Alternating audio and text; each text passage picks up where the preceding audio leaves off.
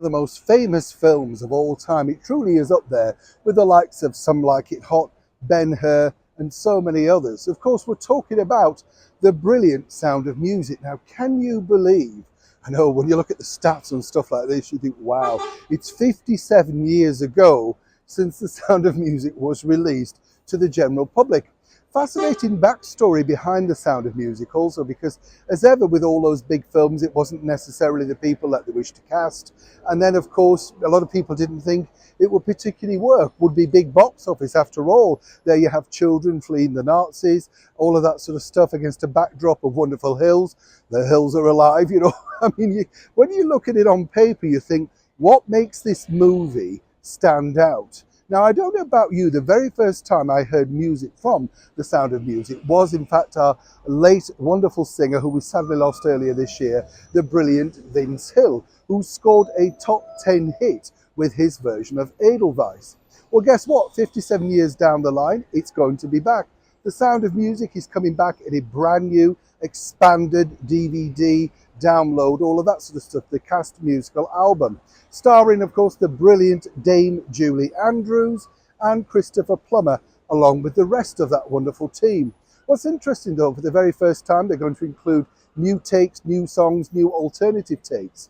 Now, I've been very lucky to meet Christopher Plummer towards the end of his life. He was a nice man, actually, despite the sort of negative stories. I think he kind of cut what he wanted and he kind of did what he wanted and he made a big success of his acting career. But it was that role that really was the pinnacle, even though he didn't necessarily think it was himself.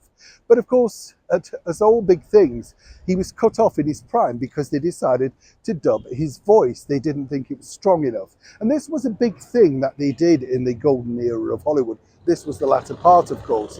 A wonderful lady called Marnie Nixon, very famous session singer, dubbed for so many international stars of that period. Not Chris Plummer, I might point out, and certainly not the brilliant Dame Julie Andrews. But on this brand new album, you get to hear, for the first time, the outtakes and the alternative versions with Christopher Plummer's voice. And I think he does a sterling job. He admitted he wasn't the very best singer, but then again, neither was Rex Harrison in My Fair Lady.